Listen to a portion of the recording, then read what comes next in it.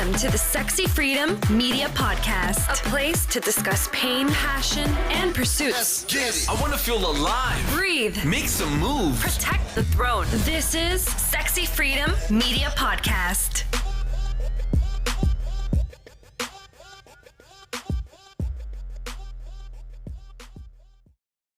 Hey everyone, welcome to the Sexy Freedom Media Podcast. It's your host, Helen Edwards, and January Liddell. Aloha.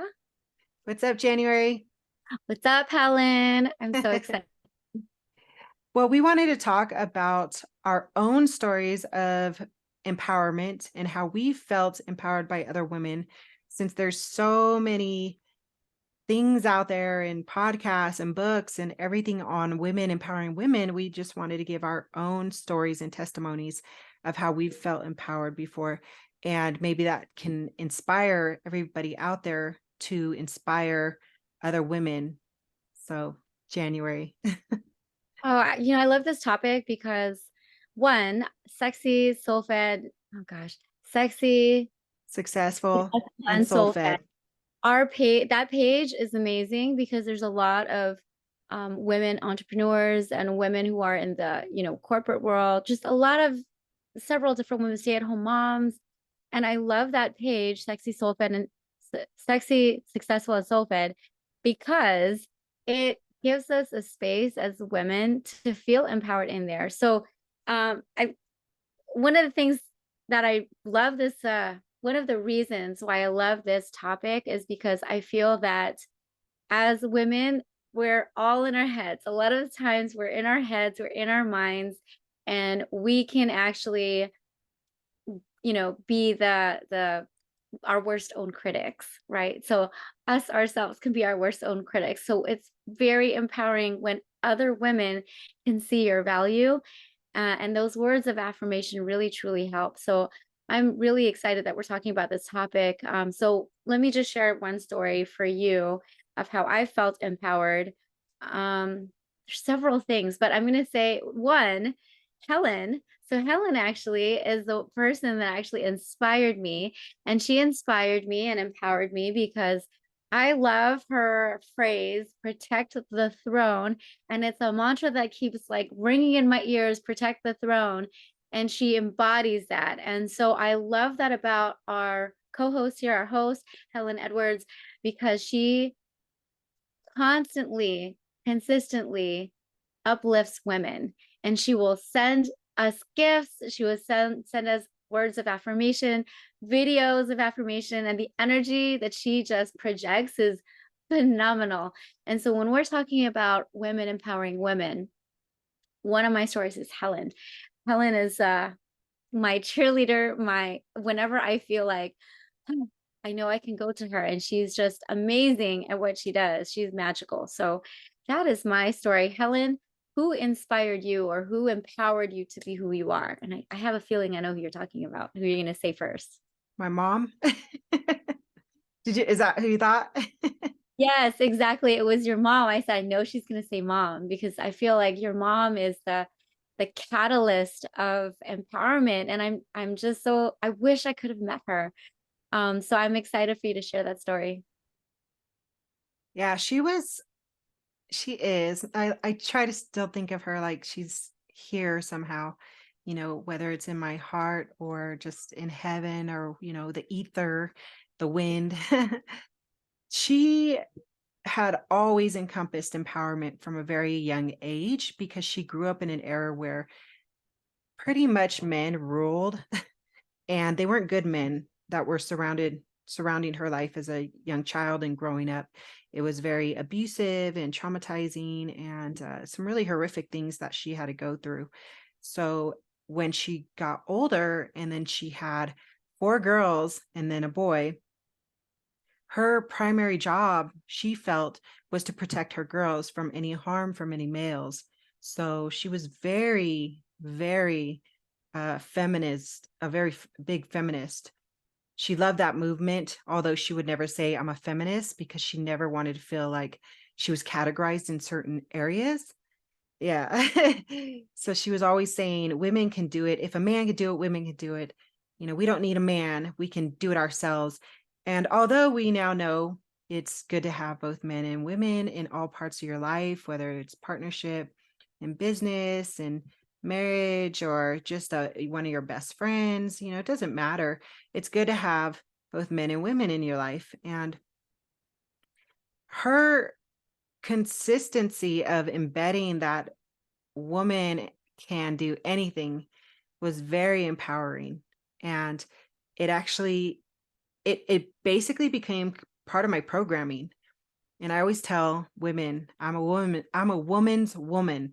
I have a lot of masculine and feminine energy, but more masculine, but I'm still very rooting for women all the time. And it's something that I don't want to change. I feel that now that I know more about the world, and you do find out that there is an inequality with women, and you do also see that there's so many women who are catty, hurtful to themselves and to other women, you realize, okay, there's definitely a disconnect there. We need more women like us who are out there to empower each other, right? Yes, I just wanted to share what you brought up to me. Well, first, your mom is amazing, and I love that she already had that mindset, which brought it down to her children to have similar mindset and to be strong, independent women. And I love that. I love that about your mom. So what you said about the cattiness, and so what I call it is the crab mentality.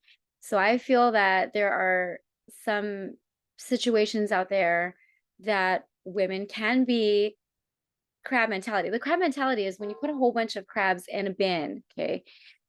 When you put crabs in a bin, the crabs will claw at each other to bring them back down. So if a crab is going out, trying to go out of the bin, then there's crabs that are pulling that crab down. So that's what the whole crab mentality means. And I feel that there are some women that can do that. And instead of us putting ourselves down, we already put ourselves down. So as individuals, we're already putting ourselves down. And I know I do. I'm still working at that. I'm still trying to uplift myself, but there are moments where I'm like, and then I catch myself. So it is a work in progress. So what I feel like we should be doing is uplifting each other. And there are some people that I want to give a shout out to, and that's Tammy and Stacy, Lynn and Lisa. So these three women, I'm specifically saying their names out because I just had something happen to me just recently, and I did contact them about the situation. And what I liked about what they said was, one, they were praying for me, and two, they just had such words of wisdom to uplift me. And I'm telling you, those words of wisdom are golden to everybody. Like, those words of wisdom really do help shine a different light. And so for the women out there who are catty, I don't know what your background is. Maybe something happened in your background or something happened in your life, and this is why you feel the need to be that way. But I do want you to know that, well, there are other women that need something else other than that, and you may need something else other than that. So I'm hoping that whoever is feeling that sort of way, that it's, judgy towards other people, judgy towards other women, I really encourage you to look deep inside yourself and really ask yourself, why is it that you're treating another woman in that way, another sister in that way. I think one of the things that I really feel strongly about is that we are all sisters. As a woman, only us women know all the ins and outs that go on with our bodies, all the things that goes on with, like, our periods, giving birth, menopause. I can only talk to you women about that. So when we reach out to you guys, to each other, I feel like we should be able to talk with each other with such reverence, with such respect, because, hey, the other woman across from you is also probably experiencing the same thing you are. And we're all in the same boat together. We may have different experiences, but I really encourage us to just really look deep inside and say, hey, my sister needs help. I should help my sister, which in turn, that sister will help you. It's like this nice cyclic thing that happens, the energy that we give back and forth to each other. So, Helen, I want to ask you, because you've been empowering women like for decades now, I think. What inspired you to empower other women? Well, thanks for asking that. And thanks for, everything you just said. It was very beautiful. And I appreciate that and appreciate you, January. Uh, Gosh, what I have been doing this for about 2 decades, 20 years. And in the beginning, it wasn't easy because I had to basically become conscious of the empowerment around myself. And there wasn't a whole lot. So I had to start learning how to empower myself. And then a lot of that, like I said, came from my mother and tapping back into those memories of her. And I talk about this one in my book, Nothing Sexier Than Freedom, that there's a specific memory that sticks out. And it was when my mom was getting beat up by my dad and we had to run to a women's shelter. And I remember that was the first place other than church that I saw a circle of women. But this one was different because the circles in church were, focused on God and Jesus and, all of that. But this one was focused on healing and loving one another right where they were, and also protecting one another and empowering each other, because women that have a trauma bond tend to go back to their abuser. So it was a lot of women helping each other not go back to their abuser. And I was really, really young. I don't know, about 8 or 10, between 8 or 10 years old. And I remember seeing that. And I can tell you why that stuck out to me, because there was a woman there who had been with her boyfriend for many years. They had a child, and I don't know what happened. I was too young to know, but what I do remember is the impact of what I saw, that he had burnt her face.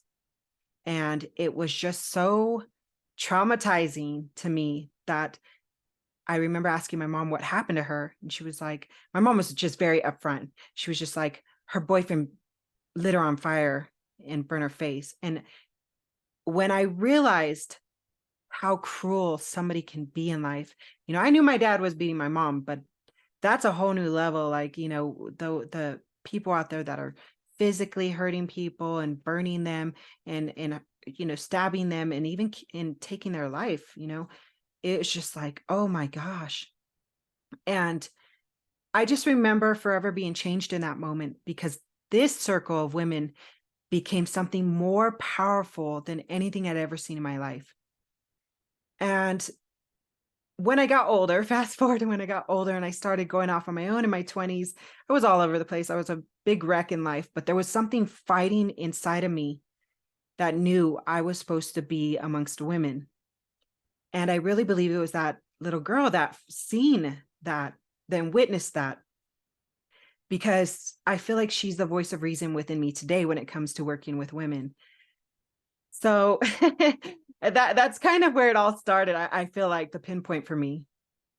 Helen, I don't know if I shared this with you. I may have in another podcast, but the reason why I want to be a millionaire, we've talked about my millionaire mindset.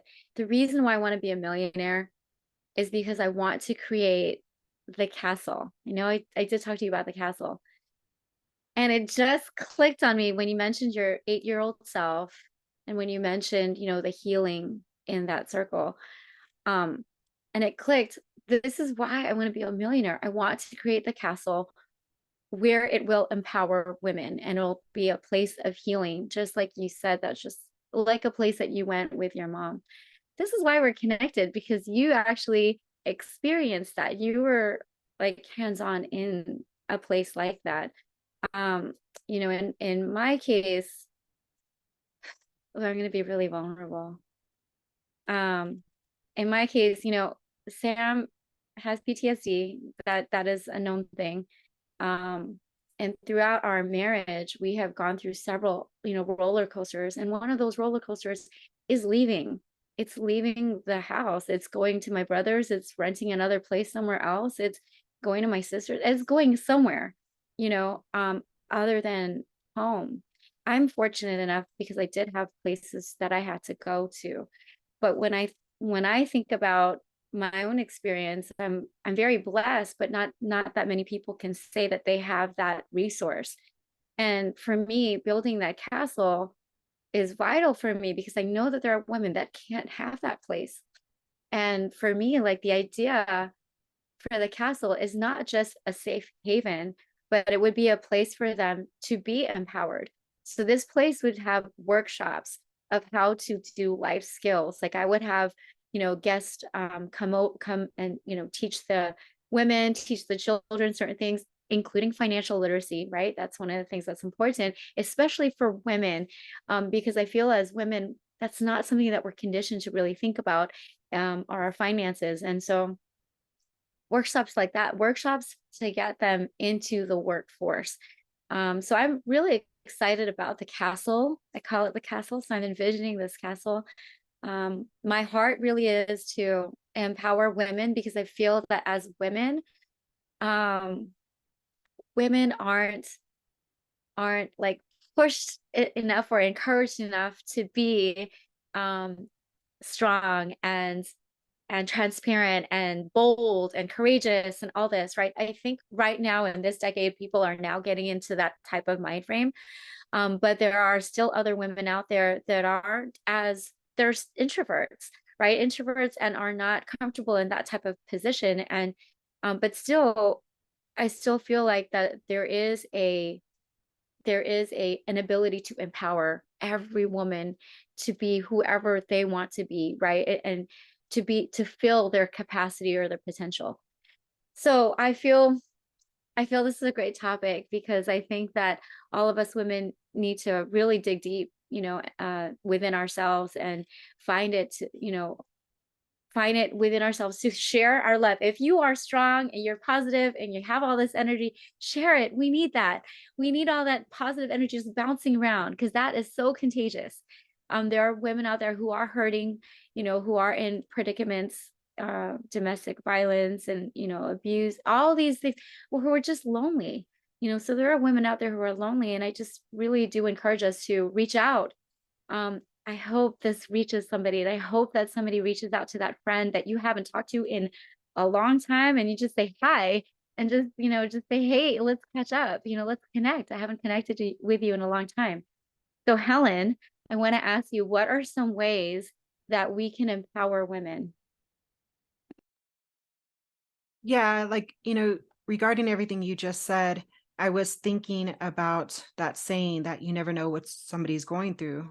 When we were talking about women being catty earlier, like you said, there's so many different reasons why they're going. So like that other saying says, it's not about you, it's usually about the person, right? That's whatever they're saying that's upsetting you, or whatever the cattiness is, or the competing, or the jealousy is. It's not about you, it's about that person. And we don't know if they're stuck in a really bad relationship. We don't know if they have really like stress going on because of their jobs or kids or partners, or in general, like financial problems. And I love that you mentioned the whole millionaire, why you want to be a millionaire. Because similar reason. I want to be a millionaire for many reasons, but some of my top ones are because I know that there's so many people out there that are stuck in relationships they don't want to be in because they don't have the financial well-being to get out of those relationships. I always used to ask myself when I was in the really rough relationships, I would say, if you had all the money in the world, would you still be in this relationship? If my answer was no, I knew I wasn't meant to be in that relationship, or I knew that I was really, really putting myself in a tough situation. Like, no wonder I have so much uneasiness inside. I just wanted to mention that because I've got a friend who is in an abusive relationship. And the reason why she's still in it is because she doesn't have the money to leave. And I love that you want to build the castle, because I remember her coming to my house and I was like, you could stay with me, and she said no. And I said, okay, if you're not going to stay with me, here's all of these resources. And I just got on the computer and started boom, boom, boom, domestic shelters and all of these places she can go to. She called all of them. None of them can take her. There was a waiting list. There was a waiting list. And guess what? She went right back into that relationship, and she holds on to that relationship because of her child and because of the good days, which are far and few in between. So, you can't force somebody to get out of a relationship. All you can do is keep encouraging. And like you said, like you asked, January, what are some of the ways you can empower? It's different for everybody. But one of the ways that I chose to empower her in that moment was help her find resources. Lead the horse to the water, but they've got to drink it. Resources. It's not just, positive words and positive affirmation. Sometimes you just got to say, I'm here for you. You could just vent. I don't care what it is. I don't care if it's bad or good. I don't care if you feel like you look like a weak woman. I will not tell nobody. And I'll just give you that sacred space for you to vent. Because I think one of the big fears amongst women is to look weak. We don't want to look weak in front of, especially if you're a woman out there who's strong and you're out there empowering, and your businesses are circled around empowering women in some way or empowering men. You don't want to look weak. And that right there is the first thing you got to shoo away. Find your person or your girls or your people and say, I need to just decompress. I need to talk. So resources, your tribe that you go and talk and vent to. There's so many things out there that you can do, but I would definitely start with those two. And then obviously meditation, physical fitness, both of those are going to boost your serotonin. I mean, there's the ones that are being preached out everywhere, but the simple things, and we've talked about this so many times, January, turn on some music. Music can make you feel nostalgia. It has a life force behind it. It changes water. And you're 75% water or 70% water. I mean, put on some music that's going to make you feel good. So, one of the things that you did today was go out in the rain and feel the ground. Grounding is so important because we always wear shoes, right? We always wear shoes. So one of the methods that I was taught was grounding, and grounding ourselves, to the earth, to the ground. It just is a different type of feeling if you just stand there, stand still with your feet to the ground and just, embrace that moment. But I love all the tips that you shared. You're right. The resources, venting. Venting is amazing because it allows the other person to release, and the other person is just listening. And you do have to find that trusted person, right? And that's what I'm really hoping for, is that as women that we find it in ourselves to be able to maintain that relationship and really be trustworthy, to your girlfriends, your sisters. I love, in this day and age, everyone's calling each other sis. That to me is awesome. And it's awesome because you're right. We are sisters, we are brothers, we're all connected somehow.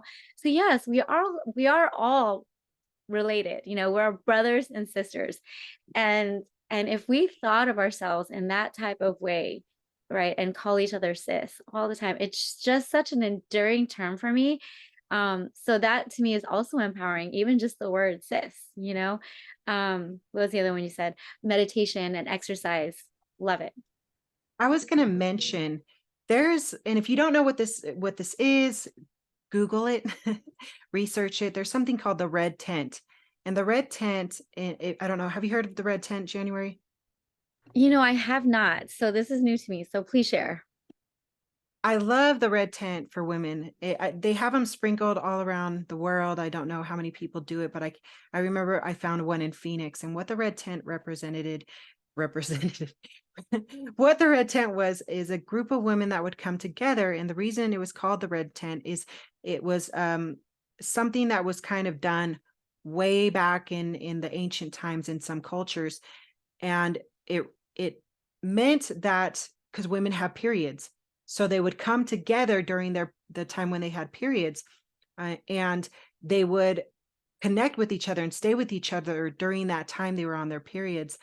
And that made them feel closer because obviously, you're bleeding and you don't understand what's going on. And some of us go through PMS or cramping. So we had each other to lean on it so the men can continue doing their work. And we were there to be like, hey, let's have girl time. So the new red tents, I don't know how they are everywhere, but the ones I went to were fascinating. I've actually implemented some of those practices in my retreats, where they sit in circle. Some they wear sarongs and they practice, telling something about themselves and then taking it off and bearing naked to each other, because that's a sign of, I come to you naked. I come to you, sister, naked. Like, be there for me. See me raw, see me real. There's so many other things they do, but that's one part of it. Another part is of, some of the practices they did in ancient times was the women would get together every day with their children and they would cook. And you see it on documentaries all the time. They would come together when the men went off to work and we would be there for each other. And this is why I really believe there's a disconnect these days, because there are so many women who go to work, and there's nothing against that. I love working, but somehow, women are dealing with a lot of problems with feeling disconnected from each other when we're yearning for that. We're yearning for sisterhood, like you said. And I get we can't all come together sometimes, but another resource, going to church, going to women's programs, going to women's events, going to retreats, connecting with women in Facebook groups like our Sexy, Successful, and Soul Fed group. We are meant to connect because it's embedded, it's programmed, it's in our DNA to connect with one another. Exactly. And I find that when I connect with other women, it empowers me even more. I just talked to this one woman today, and I'm going to shout out her name. Her name is Orlana. So hello, Orlana. She is an amazing woman. She created this foundation. In fact, I'm going to have her on my live and talk more about her. But she has this foundation called Shine Awards, and Shine Awards are for young teens and adults and all their accomplishments. That's just one aspect. The other aspect that I'm going to actually have a conversation with her is about churches. So she actually thinks of ways to, instead of just tithes and offerings to help fund the church, she actually has a different way to monetize the church, but to, obviously use for, programs in church. So it's pretty amazing. So Arlana, so she's very empowering. She's just one of many. There's so many that we met. I mean, Helen and I did this class for the last 4 days, the AI challenge with Jen Gottlieb and Chris Winfield, I think is his last name. And Jen is just a powerhouse. She is an amazing ball of energy, and I love it because she's very contagious. How she is it just exudes, and it just comes right off of the screen. So I absolutely love her. She brought the energy, she brought the positiveness. And she also came from a very different type of person too. She was introverted. And I love hearing that because I'm actually introvert myself. I actually really don't like being in front of the camera, but I know that this is important. I know being actually, talking and having like a podcast is vital in business. That's part of the reason why I'm here is I do need to hone in on my craft. Well, yeah, this podcast is another tool, another resource for providing empowerment out there. So ladies, our audience, both men and women, if you're hearing us, please share this podcast. We are one of the tools, just one of the millions of tools out there to help empower your female friends and some male friends. I mean, some men gravitate towards this, and share the podcast. That's a beautiful thing. I love sharing podcasts with my girlfriends because not just ours, but like when I find a podcast or a song that just lifts you up, I'm like, you have to hear this. It's fire. It's going to make you feel amazing. And they're like, boom. Oh my God, so share. There's beauty in third party resource. And I love that. I love that you're saying to share. And if you have somebody, if you do something that empowers women, we'd love to have you as a guest. So please message us and let us know what you do. And we can actually have you here and you can talk about your program, your coaching, or whatever it is that you do, but message us. All right, let's go ahead and wrap it up on that note, because that's amazing. January, where can they find you? You can find me at VIP Finance Builders on IG, VIP Finance Builders on Facebook, and January Liddell on LinkedIn. The website you can find me at this current moment is extreme1financial.com. That's X and then TREME 1financial.com. And then I'll get my other website up and running. Helen, where can we find you? All right. You can find me on Instagram, Hell of a Journey. That's HELOF, the word journey, or Sexy Freedom Media. And please give us a like, a love, a follow, and engage with our posts. We really appreciate it. You can find us on Facebook at our Facebook group, Sexy, Successful, and Soul Fed, or on our business page or my business page, Sexy Freedom Media. And again, go get your copy of my famous books, Nothing Sexier Than Freedom, found on Amazon and Audible. If you feel that we have inspired you in any way, like we said, please share this, please subscribe to this, and support our show by buying us a coffee. And the link is in the show notes. Aloha, everyone. Have a great week. Have a great week. Yeah. Want to hear more? Visit us at sexyfreedommedia.com.